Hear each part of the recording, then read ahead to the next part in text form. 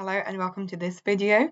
This is an added clip that I filmed at the end, but I'm going to put at the beginning just to explain that I don't have a physical copy of this book with me. I'm going to be talking about Alchemised today, which I listened to as an audiobook. It took me quite a while. I think I started it back in August, and it's currently end of January.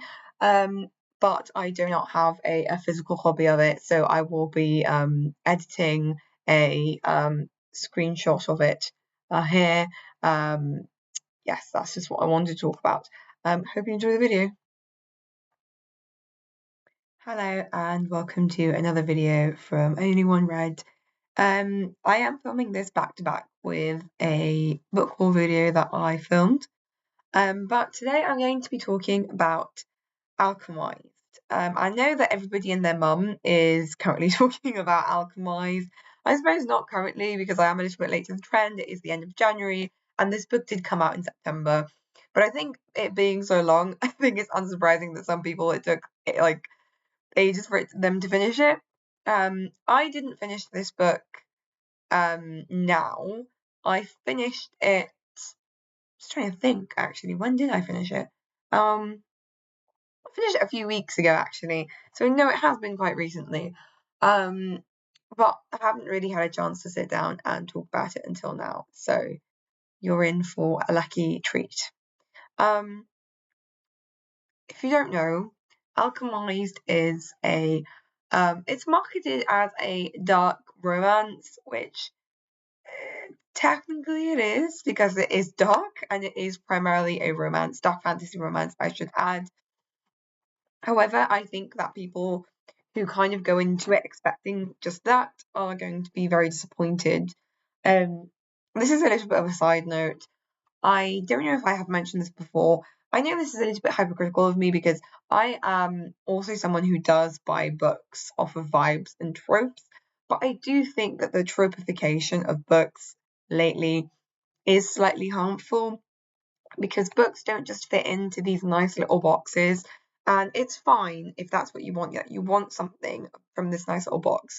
And it's something that has leaked from fan fiction. Because with fan fiction, you had these nice little categories. You had coffee shop AUs, you had flower shop AUs, you had season finale fix it, you had dark fix, you had dead dove don't eat. If you don't know what that means, you're not in the right place. Get off my channel.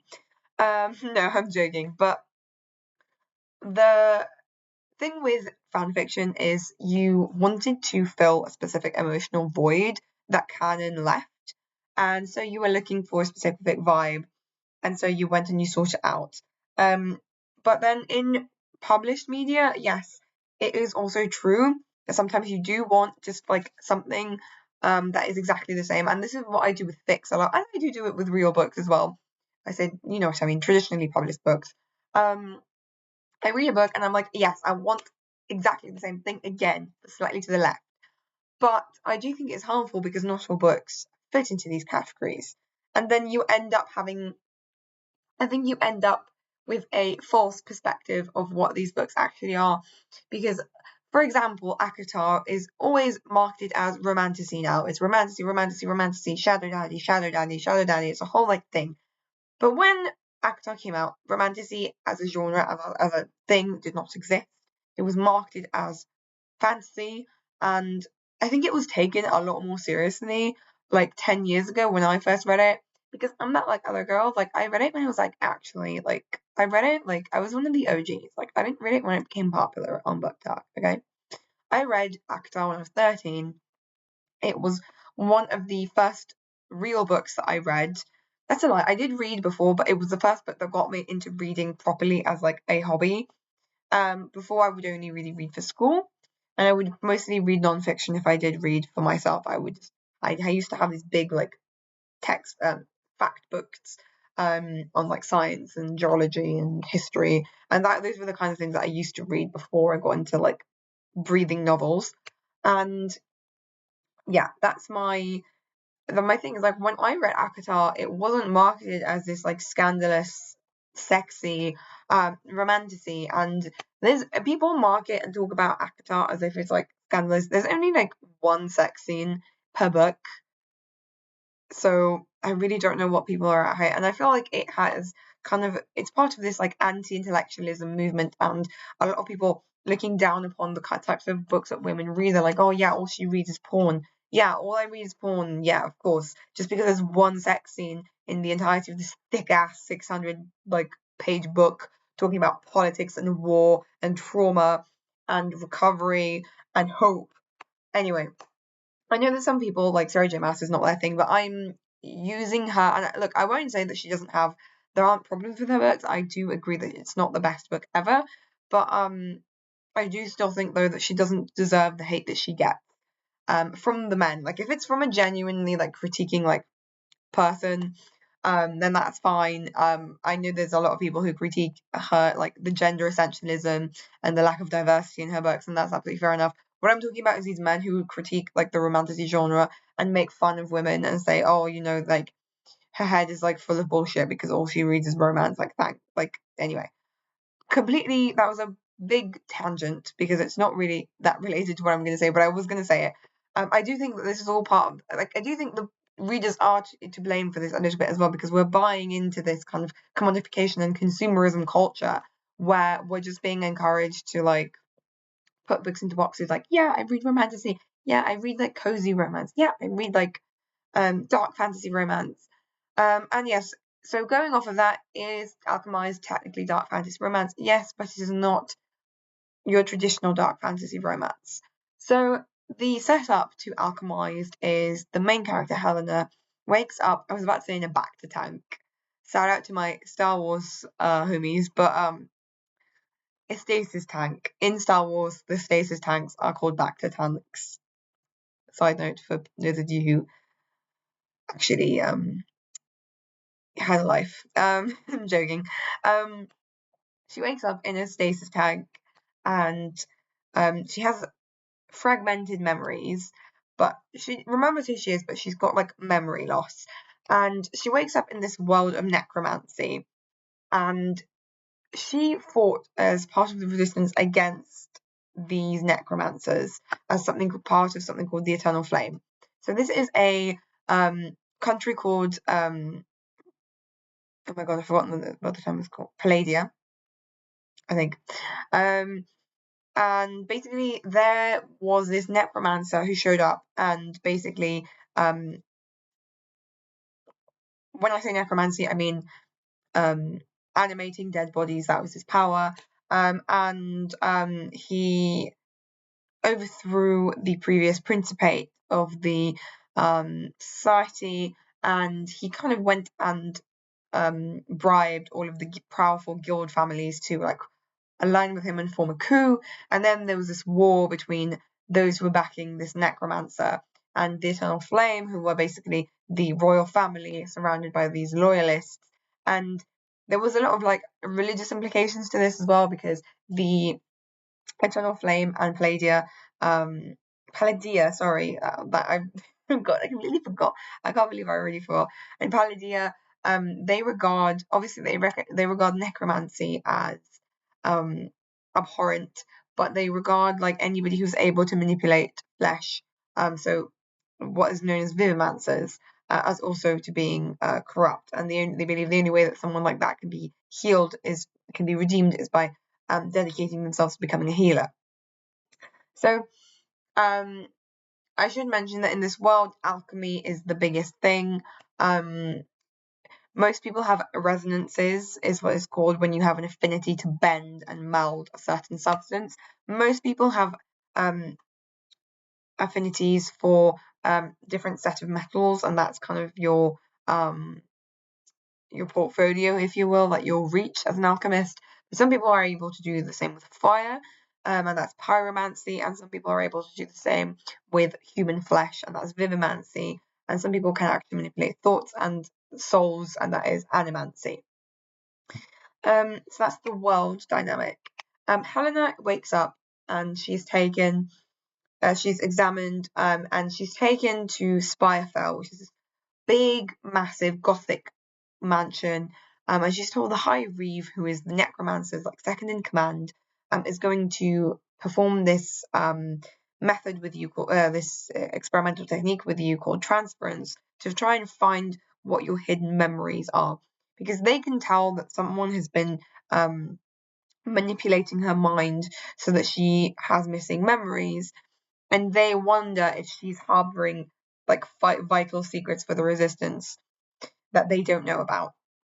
In this world, this necromancer has a set of kind of loyalists known as the Undying, and he has granted immortality to them. We don't find out how he has exactly done this until later, but what he actually does is basically unhatches their soul from within them, and their soul becomes like ingrained in a part of his bone, of his body, and he kind of like he's almost like animating them from like a distance. That's the reason why they're undying and they're able to regenerate, is because their souls are no longer like within their bodies. And in order for that process to occur, he has killed a certain number of people and used their souls as like a binding. I know this sounds very complicated. This is what the Undying are, and then you've got thralls or necrothralls, and those are simply animated dead bodies. I should mention that when you animate someone, you aren't actually bringing them back. You're just animating their corpse. Sometimes a certain level of the person will come back, especially if they knew the person and they're able to kind of put that into them and make them act that way. But the person is gone in reality. Like the biggest part of them is gone because their soul is gone. And then you've got liches. Liches are basically they are so when an undying's body is wounded beyond repair, they have not died because their soul is unkillable, because their soul is no longer attached to their body. It is this free falling thing that is attached to the necromancer. So he is able, using these talismans, to transfer consciousnesses or souls from one body to another. But it doesn't work when you put it into another living body that already has a soul in it. So you can only put it in a soul that doesn't have a body, so a dead body. And so you get these other people, these undying, that are inhabiting dead bodies, and they are using their animancy and their vivimancy to slow down the decomposition process, but they are still inhabiting a dead body, and that is like rotting and decaying, and then that is known as a lich. I'm just setting up context for this world. I will say that the biggest thing that I liked about this book was the world and the world building. I know it sounds a little bit wishy-washy with the way I'm describing it, but the way that she goes into like a lot of detail about how like all of this works, and I was actually like really impressed and invested in it. She wakes up and she's taken to this place, and this guy is doing these things. This guy is doing these transfer sessions to her mind. Yeah, and that's the basic setup. And you can probably like glean that he's going to be like some sort of love interest to her, because he's less cruel than everyone else and he protects her from other people who want to harm her, etc., etc. And there's this very gothic, very atmospheric backdrop to all of this. So that's the setup. If you don't want to find out any more about what happens in Alchemised, then you should stop here. Do not watch the rest of this video, because now I'm going to go into like very quickly going to speed run through the plot and tell you my thoughts on it. So the kind of second, well, I won't say second part because the actual part two, because this book is split into part one, part two, part three. That's not what I'm talking about. What happens after this is, in the background, there is this breeding program being set up in order to repopulate Palladia, because there's not enough alchemists, because a lot of people died in the war. At least that's the cover story that they're using. And basically, Helena gets recruited into this breeding program, and she is instructed to have a child with this high reef. His name is Kane Farron, and she actually knew him from school. Oh, actually, I should have talked about this. I can't believe I didn't talk about this. I apologize. I do think that this isn't integral going into the book, and actually, this is also why I actually forgot to mention it. This was originally Harry Potter fan fiction. This was a Hermione fic that was really popular in 2019 and that got published traditionally. You can probably see the parallels of Hermione. Well, you probably couldn't see it so far, but the first character is Hermione, and she's being sent to Draco, who is now the High Reeve. He is the second in command, and the Necromancer is obviously Voldemort. If you were aware of the fact there was Harry Potter fan fiction, which I was, you can see parallels with some of the magic. For example, how the Undying are formed, with the murder of the victims and the binding of the souls, and how the soul is being attached to like an external object. The object being a part of Morrow is his name, the sorcerer, the necromancer. It is quite similar to the idea of the Horcruxes being made in Harry Potter. So you can see how the idea of the Horcrux was taken and exploited and expanded upon. But apart from that, actually, apart from the similarity in the formation of the Undying and the formation of the Horcruxes in the original books, I don't think in terms of the magic system or even the setup or the dynamics, I don't think that there is very much left of Harry Potter in this. Apart from maybe Kane Farron, I do see a little bit of Draco in him occasionally. He does have this very like deadpan, not even sass. He has this kind of deadpan sass that is very Draco. I do admit it's more fanon Draco than canon Draco. If you read a lot of Harry Potter fan fiction, like the way that Draco is written is like they make him funnier and wittier than he actually was in the original books. He was a character favorite, and me historically, look, my like history with Harry Potter, right? I actually watched the films first, and I actually read the books quite late. I read them when I was about 14. Um, I was a Draco Malfoy fangirl. He was the first crush of my life. Like I didn't even know what a crush was, but I knew that I had it on Draco Malfoy.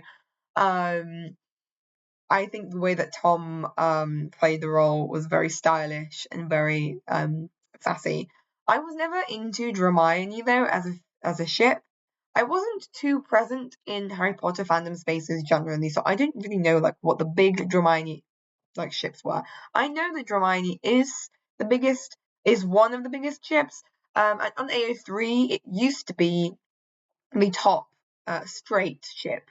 I think it is now second. I think it got dethroned by Ladybug and Adrian from Miraculous Ladybug. But for a while there, it was the most popular straight ship on AO3. I know it's massively, massively popular. People are going to come at me, but I actually used to be a Drarry reader. I kind of still am. I'm not going to lie to you. Drarry is what got me into fanfiction properly. I'm not saying that I wanted it to happen in the series, nor am I saying that it was happening. Look, some of the ships that I ship, some of the non-canon ships I ship, I genuinely think that it could have happened in canon, and it should have happened. Death Deal is one of those. We'll get into it a different time. Drarry is not one of those. I don't actually, in my heart of hearts, believe that Drarry should have been a thing in the canon. But do I think that there's a lot of tension there and there's a lot of potential for the characters? And so, in slightly different circumstances, if things had been different, it could have happened, yes, which is different, right? So that's why I really like the potential, and I really, really, really like Drarry fics. They are some of the best work, some of the best written things that I've ever read in my life have been Drarry fics. Well, to be honest, anyway, I'll get into it a different time. But I was never into Hermione, is my point. So I don't really know much about it. Nor have I read Manacled, which was the title of the fic that this is based on. Nor will I read Manacled because I'm not interested in reading Hermione fanfiction. I never have been.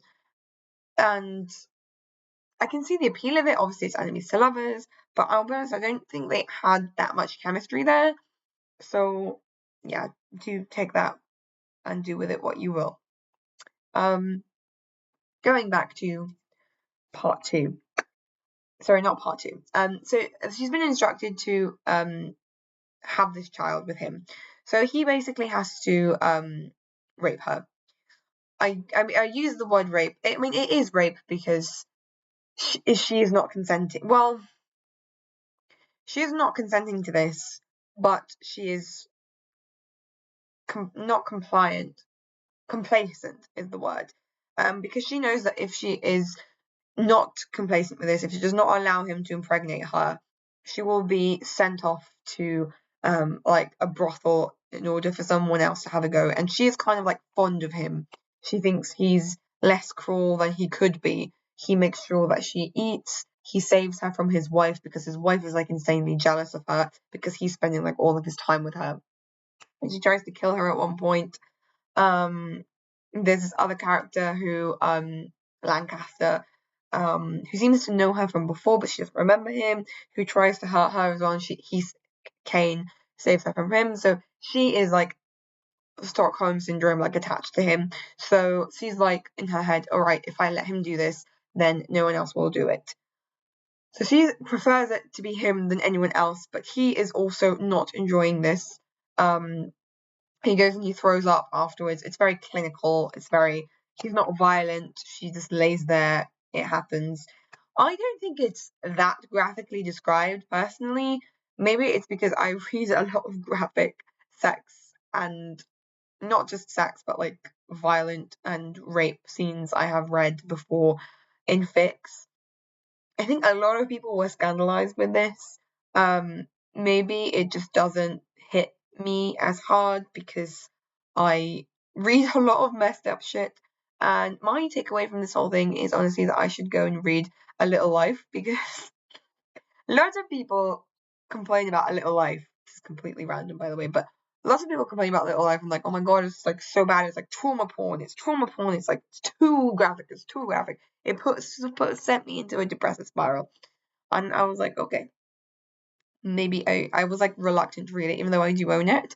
But after seeing like the reaction to Alchemised and reading Alchemised, and now I'm like, I think I need to read A Little Life, maybe because like I kind of like want to be scandalized because you promised me I was going to be scandalized, and like I'm not scandalized, you know. Um, this is a very common fanfic trope.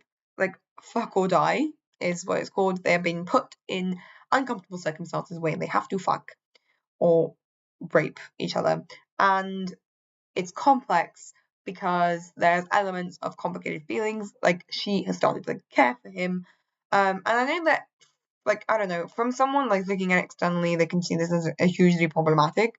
But like I said, I am used to this in a fanfic setting, and I read a lot of and FF romance where the power dynamics are a lot more equal footed, and so I can understand how this looks because it's a straight ship, but I don't know, I don't have a problem. Of course, I'm not saying I don't have a problem with rape. That's not what I'm saying. I'm saying I don't have a problem with this being depicted in the story, and I don't think it was that shocking, and I didn't think it was that graphically written. This is just for me. I didn't find it triggering. I didn't find it like horrifying. It was uncomfortable to read, but it didn't spiral me into a panic attack. Is what I'm trying to say. Um. So this happens, and she eventually does get pregnant, and she grows weaker as she's pregnant. And then one day the wall in her mind shatters and she has this like big like flashback sequence, and boom, we're sent to part two. Part two was my favorite part of the book. I loved part two. I can't lie to you. I do slightly think that maybe this book would have been better if it was either solely like from part two, but also I will get onto my critique of the book later, but I will say my main critique with this book is it's poorly organized. And whilst I'm going to go back and say this, I did say before, like, oh, like it's not obvious this is Harry Potter fan fiction. Yes, it's not obvious that it's Harry Potter fan fiction. I will say that the ties to the original work are loose, and if you didn't know, you would not see it. However, if you're a seasoned fic reader, you can sniff that this used to be a fic because it's not structured in the nicely kind of demarcated way that most like traditionally published books are. And I think the reason for this is because this was probably published in installments.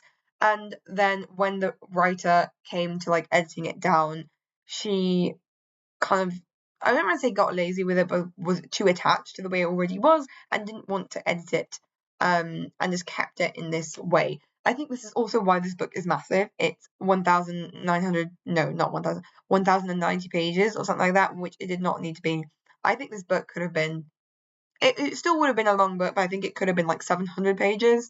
It did not need to be 1,090 pages. And a lot of the time, when people say that to me, I'm like, what do you mean? Like a small book? Yes, okay, it was enjoyable, but I think it could have been tighter. And I think it could have been like more structurally, structurally, like, better. And one of my complaints for this is this massive flashback. I don't mind it. I know some people hate it. I don't mind the fact that we spend the majority of the book in a flashback, but I do think it does make it a little bit clunky. You have this opening of like 13 chapters and you go back and then you go back forwards. I think a better way to have done it is there's too much that then happens in part 3. If you wanted it to be like a gate, like boom, boom, boom, then I really thought that the book was going somewhere else. Like the way it was structured as well made me think it was going to go somewhere else. I thought it was going to be much more symmetrical, and I will get on there as well. Again, I think this is a symptom of this being a fic, because I think that the author, as she was writing it, probably wasn't 100% sure where she was going to take it. Because if you were to take the tangent of this story as it happens, there are several moments where I thought it was going to go in a completely different direction. And in some ways, that's a good thing, I guess, because it kept me guessing until the very end. But I do kind of like it when books like make sense and feel holistic and feel complete and feel like it's consistent with the book that you were reading, rather than having this random extra bit inserted. So, yeah, that's how I feel about the majority of the action happening in part 2, but I did really like part 2. I think that another way that she could have done it that I would have liked even more is weaving them together.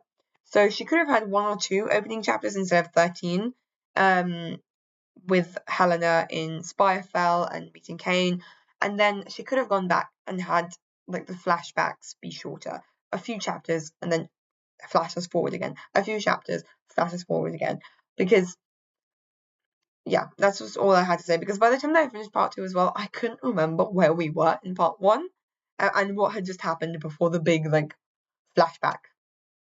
So part 2, we see that Helena is working as a healer as part of the Eternal Flame.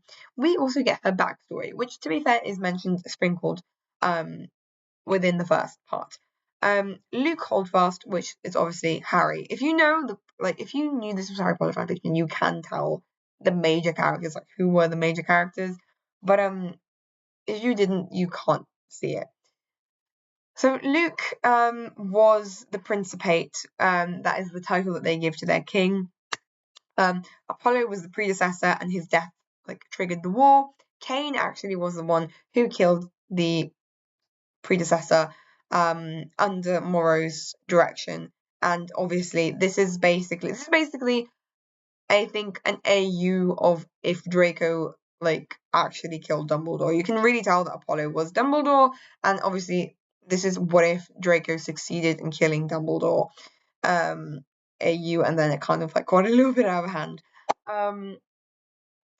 And basically, Luke is now the Principate, and they're fighting this war. Helena was his school friend. She is not from around Palladia. She's from a distant land called Etris. But she came to Palladia as a scholarship student for the main alchemy school. And this is meant to be, obviously, this is the way that she's adapted the story from Hermione being a Muggle-born witch who doesn't quite fit in with everyone else. I do think that is an interesting take on Hermione's character. I didn't really want this to become a Harry Potter commentary, but I am making it a little bit of a Harry Potter commentary. I do think that was an interesting and intelligent way of handling it.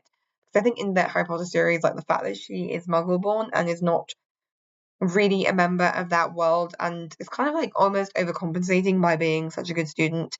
I think the way that she handled it in this was really good. It's highly implied that she's also a person of color. Etris is obviously a fantasy kingdom, but it's implied that she's got darker skin and thick, curly, unruly hair. So Helena she was friends with Luke when they were kids, but as they have grown up and he's become Prince of Eight, there has been like distance growing between them, and she doesn't feel as close to him anymore. He kind of still encourages her to hang out, but she feels like there's this divide between them, and she feels like there's this expectation from everyone around Luke that he shouldn't really be hanging out with Helena anymore. There's an added stigma to Helena, apart from her being a foreigner. She's also a vivimancer, which is frowned upon within their religion because it's seen as sacrilege. So there's several elements to this. She works as a healer in the hospital, and one day Crowther and oh my god, Crowther is like the spy master. He's basically he's moody, right? I said I wasn't going to do this. I wasn't going to compare everyone to like their analogous Harry Potter characters. And to be fair, like this is like a stretch. Like I think Crowther as Moody is a little bit of a stretch. But like anyway, he is the kind of spy master intelligence of the Eternal Flame. He and I can't remember her name. I'm so sorry. She is Luke's aunt, sister to the previous Prince of Spain, call her into the office and they tell her that Cain Ferren, who is one of the Undying, the Undying obviously being a parallel of the Death Eaters, one of the Undying has promised to spy for them, but only if, in exchange for Helena. That's the bargaining chip that he has asked for. He's asked for her to be like his handler and him to have like unfettered access to her. So it's basically like those fics where it was like, yeah, my mum sold me to One Direction, but it's actually my supervisor at work sold me to Draco Malfoy. And they tell her that they want her to seduce him. They want her to play him and to find out what his deal is and why he asked for her, and to basically control him and make him controllable. She goes to this outpost to meet him, and they have this like banter. He like flirts with her a few times. She kind of like isn't into it. But then he flirts with her to kind of get a rise out of her, but actually he seems very disinterested in her generally, and she's quite perplexed by this because she's like, why did he ask for me?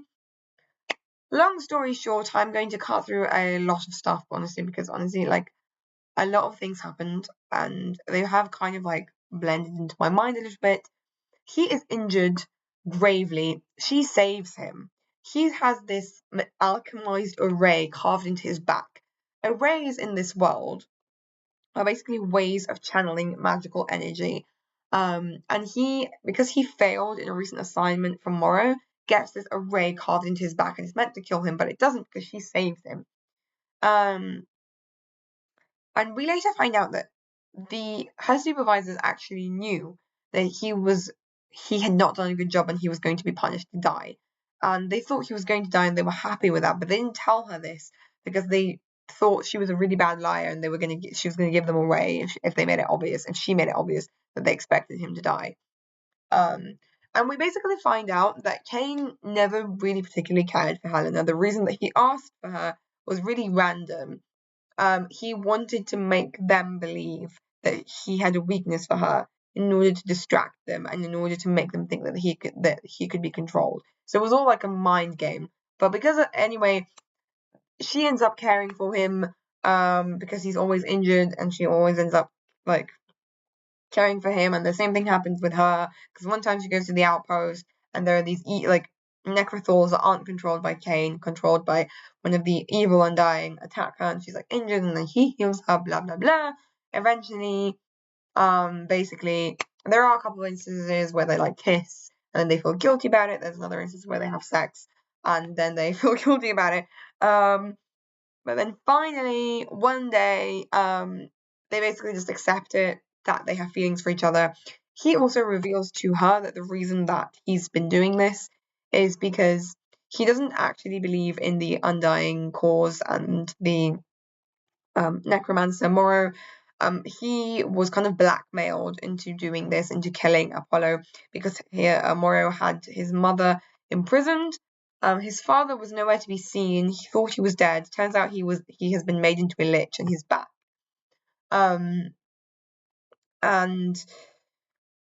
basically,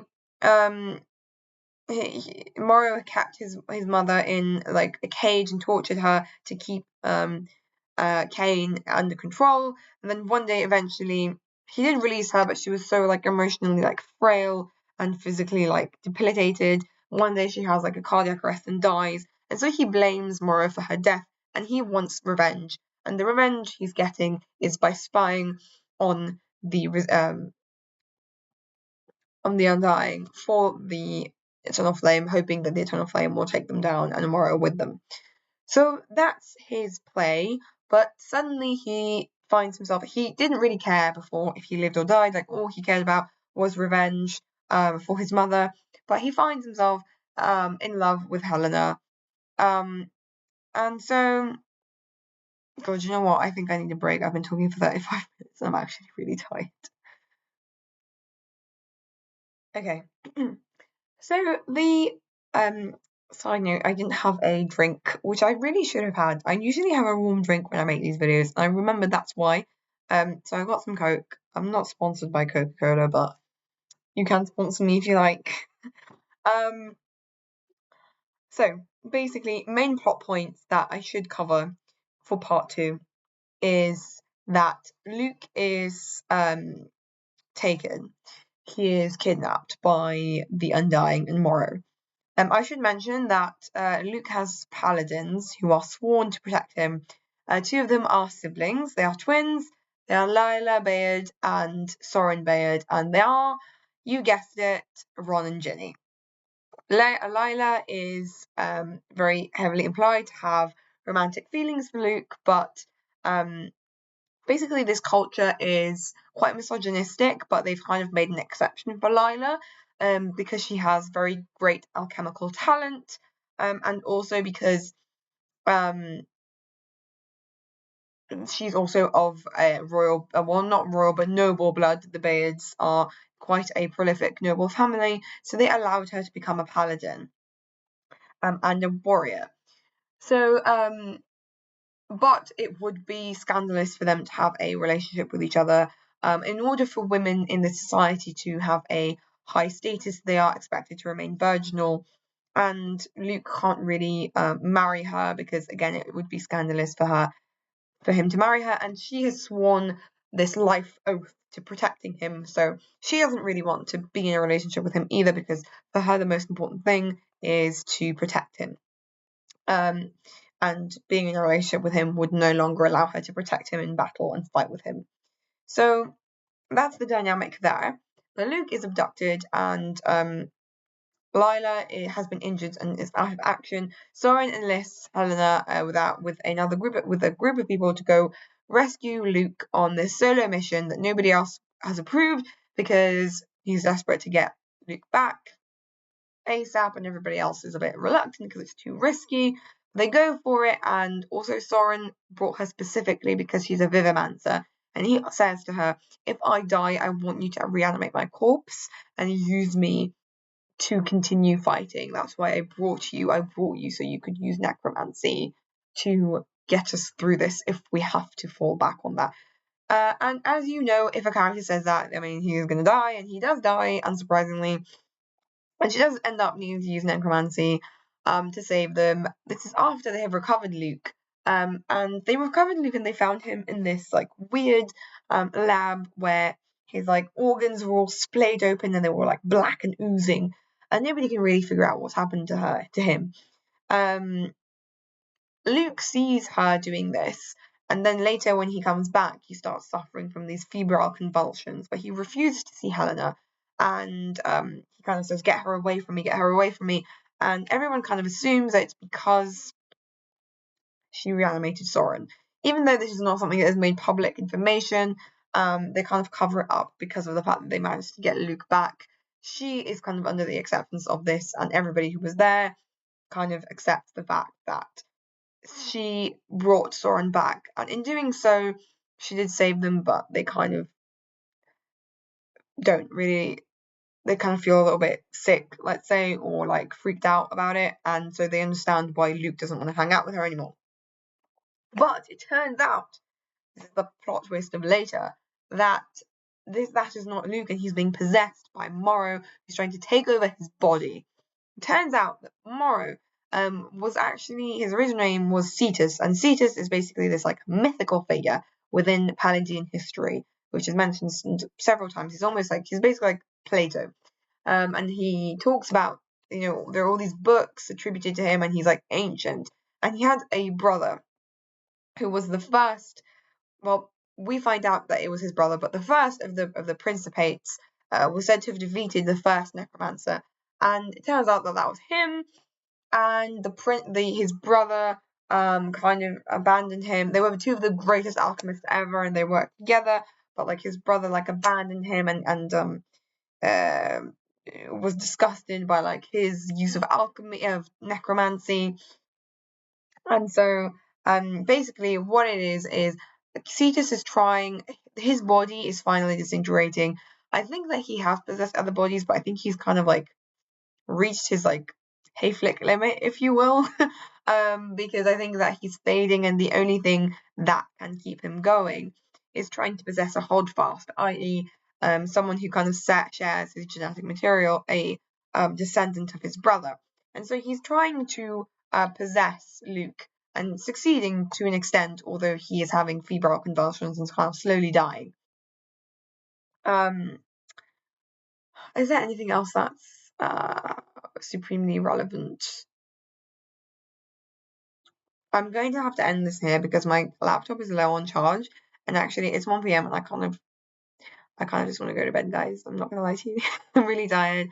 I am gonna finish this tomorrow and edit it all together. Yeah, see you soon. Hello. It is the next day. I am here to continue talking. I'm filming this video without a drink, unfortunately, because I actually want to film a clip talking about something else, because I was just listening to Kafka on the Shore by Haruki Murakami while I was washing my face and doing my skincare routine, and I wanted to make a comment on that, but I'm not going to make that comment until I've finished filming this, so let's go. Right, so, what am I talking about? I'm talking about Luke.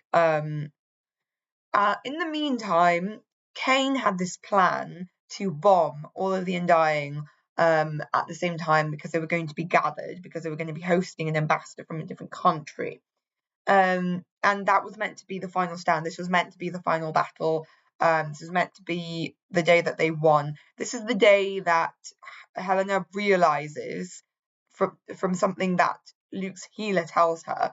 That's when she realizes that Luke is being possessed, and she goes out into the front lines and finds him, confronts him. He then kind of says like lets the mask slip, and he's going, yes, you discovered my villainous plan. And he they then fight. She stabs him, and then she manages to like suppress him. I can't remember how exactly. I think that she manages to like yeet Cetus out of there, but Luke is like dying. She does heal his body, but his soul's so weak from being snuffed out for so long that he basically slips away. In the meantime, what happened is Lila Bayard, who was his paladin, is revealed to be pregnant. Helena is the only person who knows about this. Well, Helena and a few other select people. She is pregnant with Luke's child, and this is kind of before that Helena like puts all the pieces together and figures out that Luke is being possessed. And she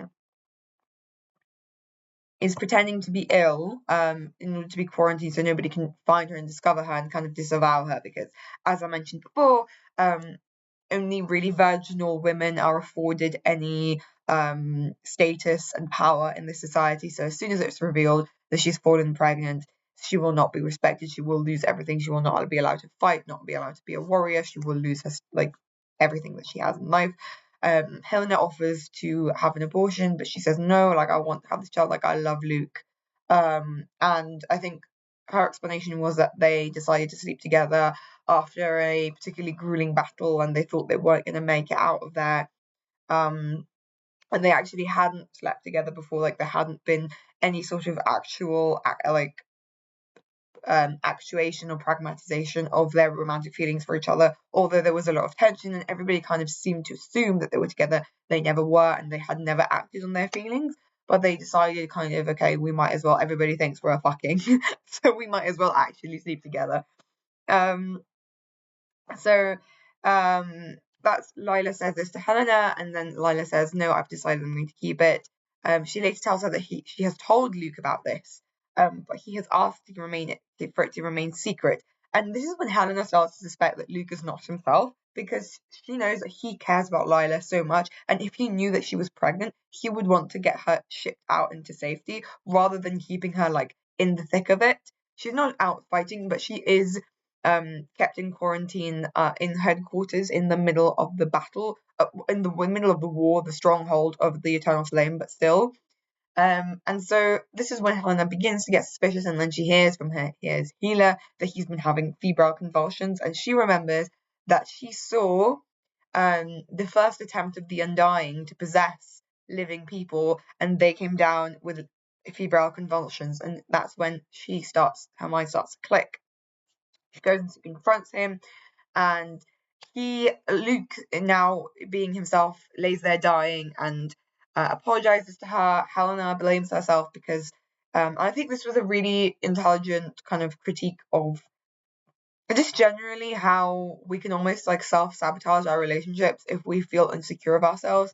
She talks about how all her life she felt distant from Luke, as in, yes, she was his friend, but she always felt this keen sense that there was a gap between them. He was royalty, she was a commoner, he was Palladian, she was a outcast. No, not an outcast, sorry, she was a foreigner.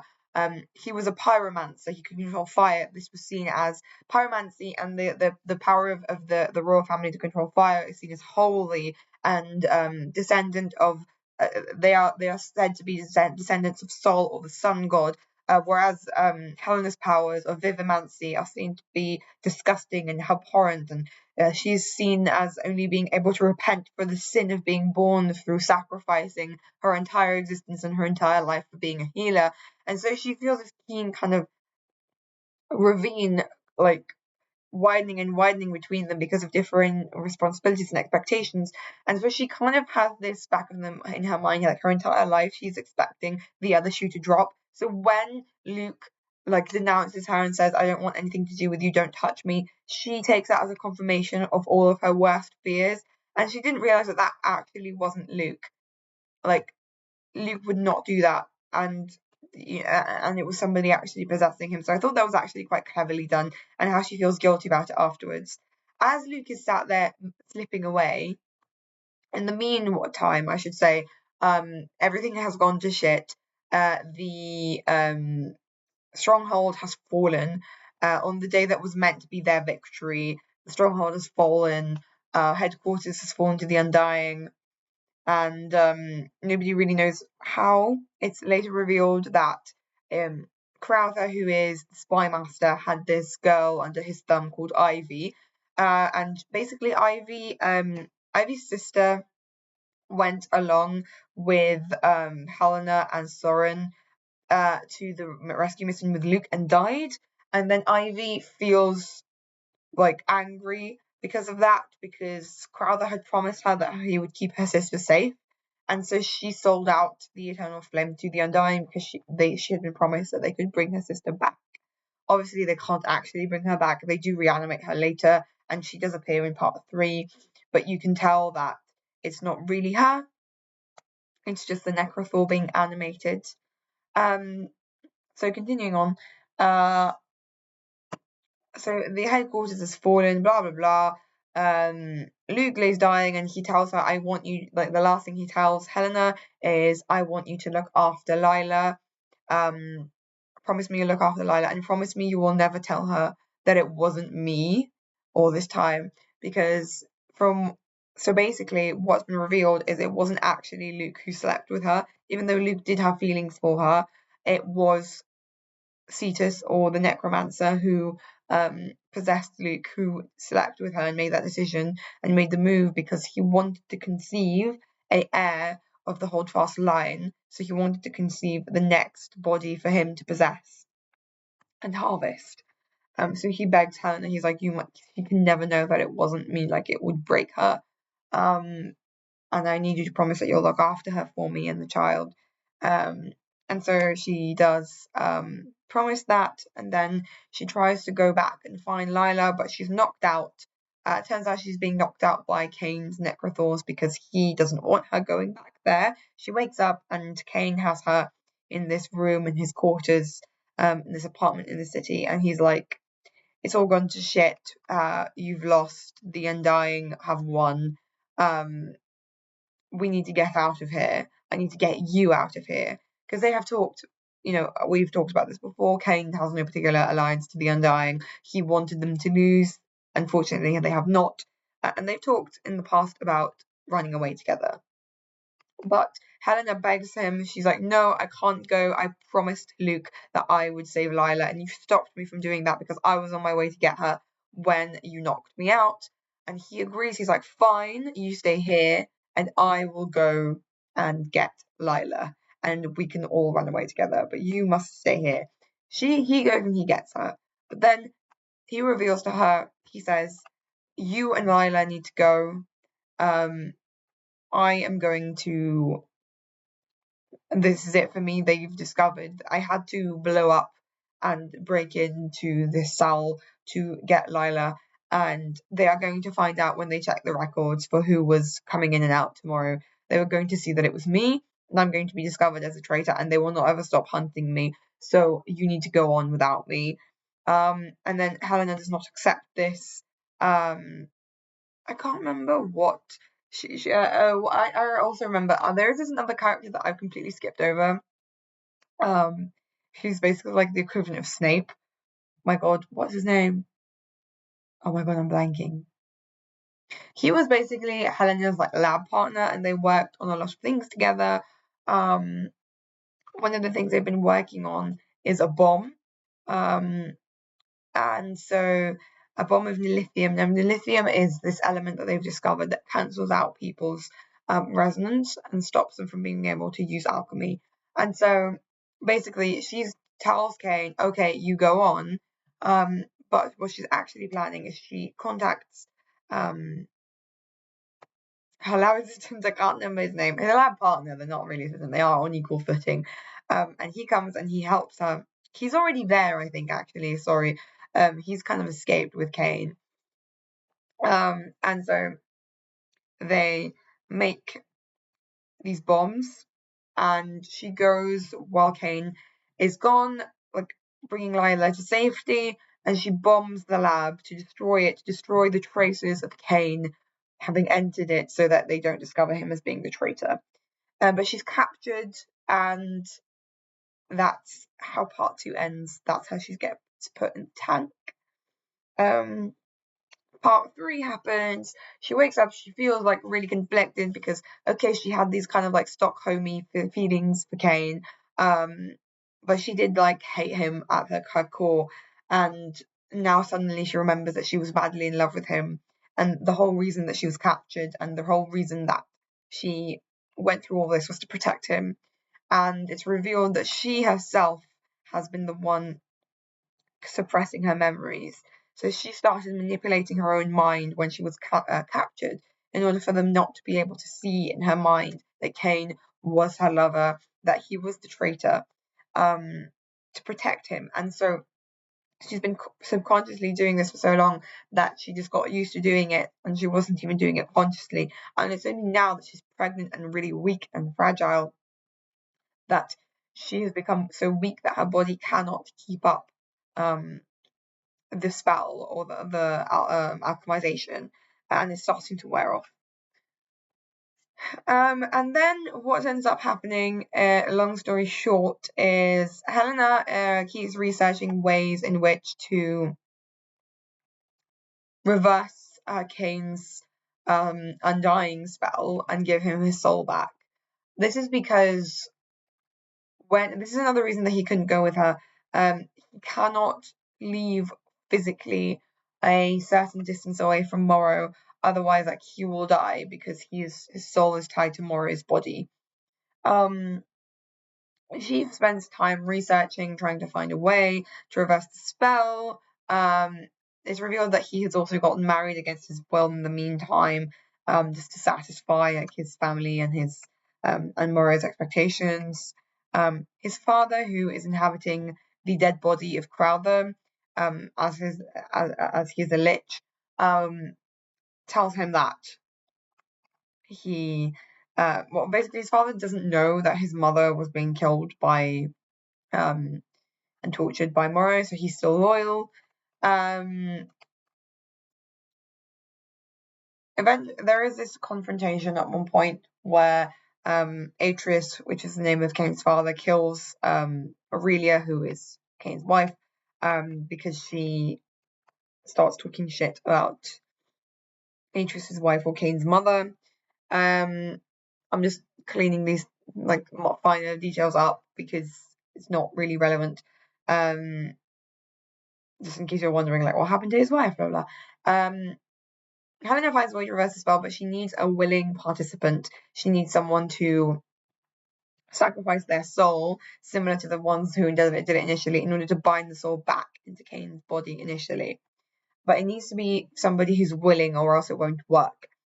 Atreus also, in the meantime, like confronts her, and he's like, "You know more than you're letting on. Like there was a traitor earlier, before the war ended. Like I need to know who it was." And finally, she snaps and she tells him the truth, and they like mind meld, and he sees everything. He sees her with Cain, and then Cain tells him about how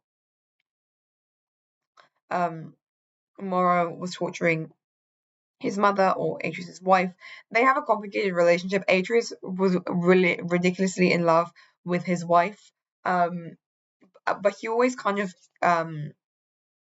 resented Cain a little bit because basically Cain's birth was a massive strain on her name was Enid's health, and so he was always a little bit resentful of him for that. And then when he finds out that she's dead, he almost resents him more, but at the same time he's all that's left of her.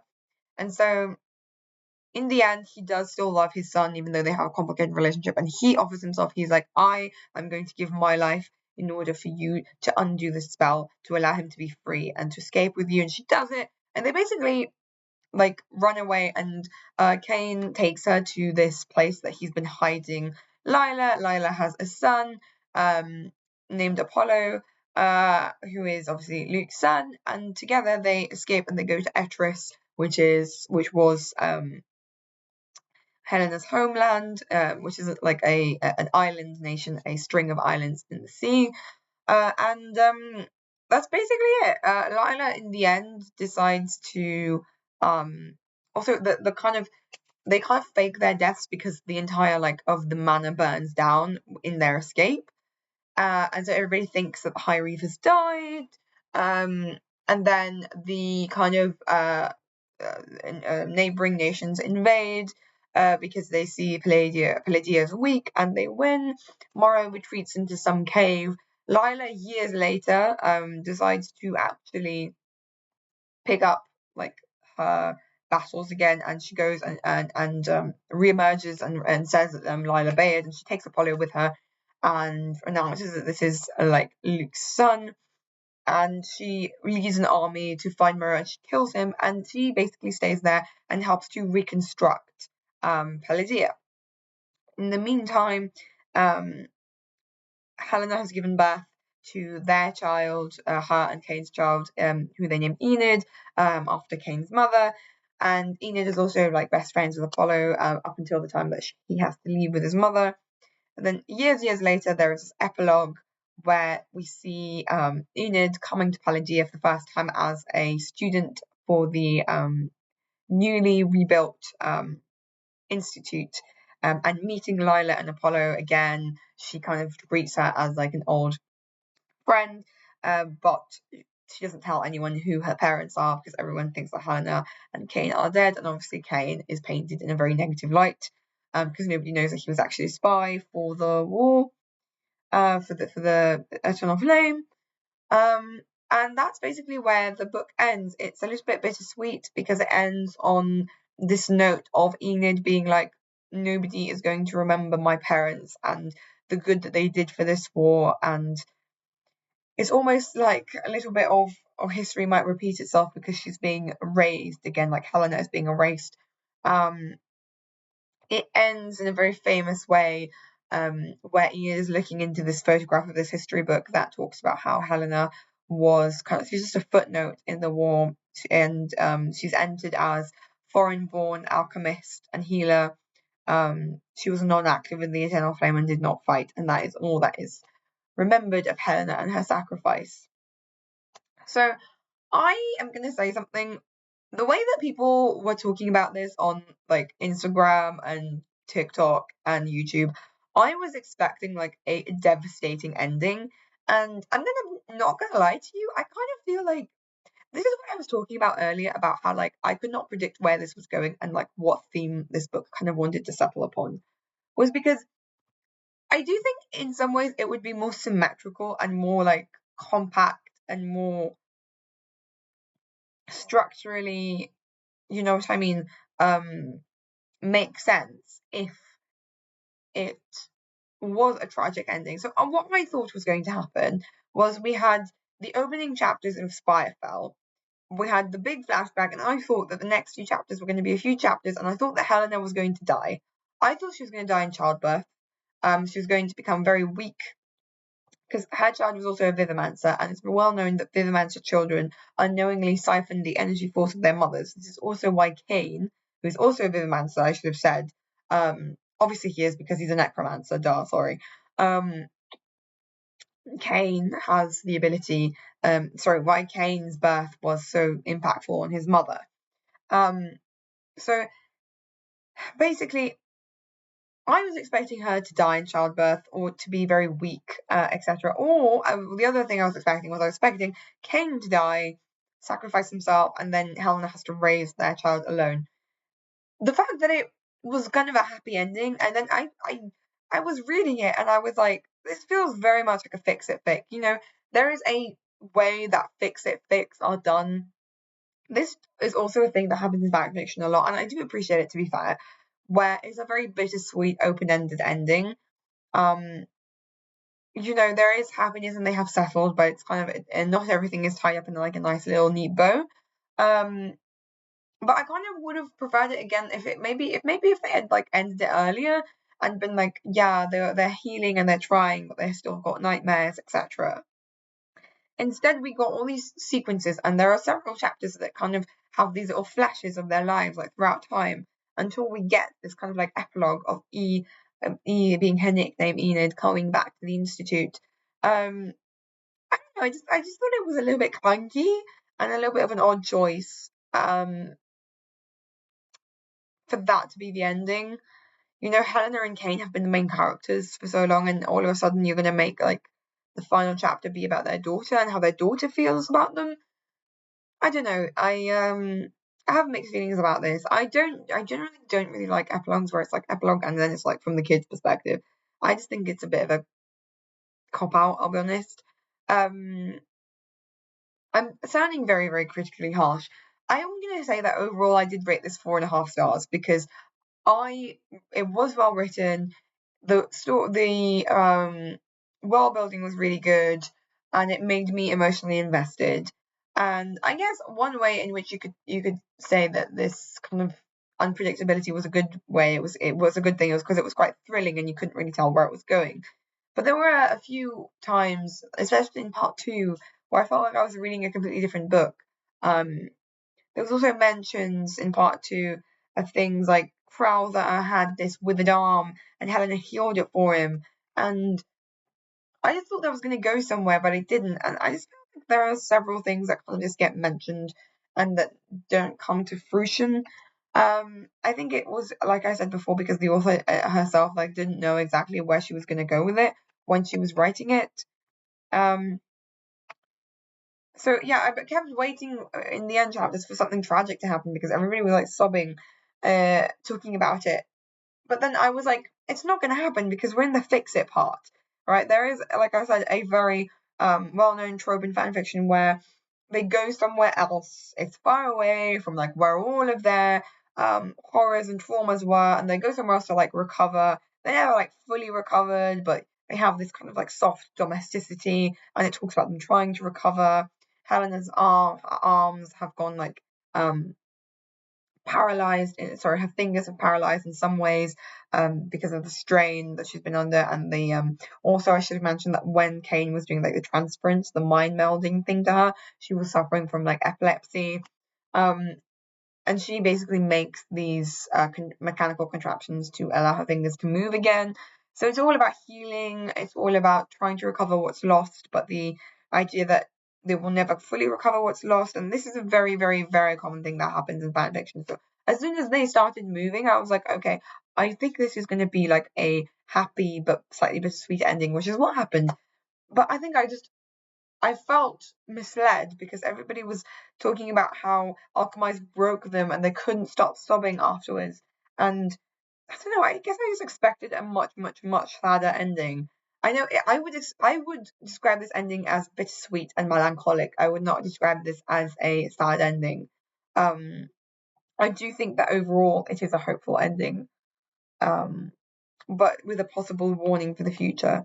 So I think that themes explored, the themes of sacrifice, of war, of love, are good. A lot of people have been talking about how this is like not feminist because of like the toxic relationship within Helena and Kane. I think that there have been way worse, like I was gonna say, I don't even know what I was gonna say, male like love interest that I've read. So Kane doesn't particularly bother me. Is he problematic because he literally kills people? Yes, but then again, we're like literally at war. The whole thing is about war. The whole thing is about suffering. The whole thing is about like how far can you go and still be forgiven. So personally, I don't see a problem with it, and I don't think that the power instability between Kane and Helena is actually that great because they are both very, very powerful alchemists, and they've both done quite questionable things. Um, I thought the commentary on religion was also very good, and the kind of religion has now been dismantled in like the new age of Palladium. Vivimancy is trying to be incorporated and taught in the alchemy institution because they recognized that the fact that a lot of vivimancers were seen as lesser and dirty led to the uprising of the necromancer because they felt like the undying and the necromancer were the only people willing to give them any credit and to give them any power, um, and they never felt accepted by the eternal flame and the other side, so that's why they turned to them, and so they're trying to kind of avoid it and make sure it never happens again. But then there is this also kind of thread of uncertainty of how can we make sure of it not happening again when the truth isn't being told. But then like Enid and Apollo have this conversation. It's also implied that they have like romantic feelings for each other. And it's kind of a nice parallel. I will give them that. It's a nice parallel between Helena and Luke, between Enid and Apollo, because obviously Helena and Luke, it wasn't romantic, but they were friends. And now Enid and Apollo are also best friends, but it's implied that they're not going to let the same things like stand in their way. Apollo is also not a principate. He Lila has managed. I think that the war and the devastation has kind of meant that a lot of like the social etiquette that was present before isn't really present anymore. No one really cares that she had a child out of wedlock. Um, she is still able to be like a respectable member of society, as is Apollo, but the kind of the guild and the noble families are ruling Palladium together rather than having like a supreme like elite royal family anymore. So they're kind of like more their roles are more like stately and ceremonious rather than actually having like any absolute power. Everyone respects her obviously for being a former paladin and the mother of um, Apollo, who is a descendant of the Holdfast, and everybody respects the Holdfast line, although they're not giving them the same kind of power and reverence that they used to. So I think, like I said, it's a generally hopeful ending, undercut with some slight commentary about we need to be careful that this doesn't happen again. And sorry, I was going to make another point, but then Enid and Apollo are having this conversation about how, and Apollo tells her, it's your parents don't want to revisit the past. Like they don't, like they have given so much, like they don't want to come here and be made spectacles of and try to explain themselves and explain their role in the war. They have given enough. And yes, while that's true on a personal level, it's kind of this question: is it Helena's responsibility to come back and try and set the record straight? But she's been through so much, and she's suffered so much. Like, I should have mentioned that she was in the stasis tank for 2 years. So yeah. So that's Alchemised. Like I said, overall, I really enjoyed it. I did have a few like critiques of it. I think honestly, I am just becoming like really, really, really picky with what I rate 5 stars. I think the only like book that I have absolutely loved in the last like year or two, that I have rated 5 stars because I genuinely loved it and I think it's a perfect book, was This Is How to Lose the Time War, which I will make a video on some other time. But thank you very much for listening to this absolute monster of a commentary. And we'll see you next time on Only One Read. Bye.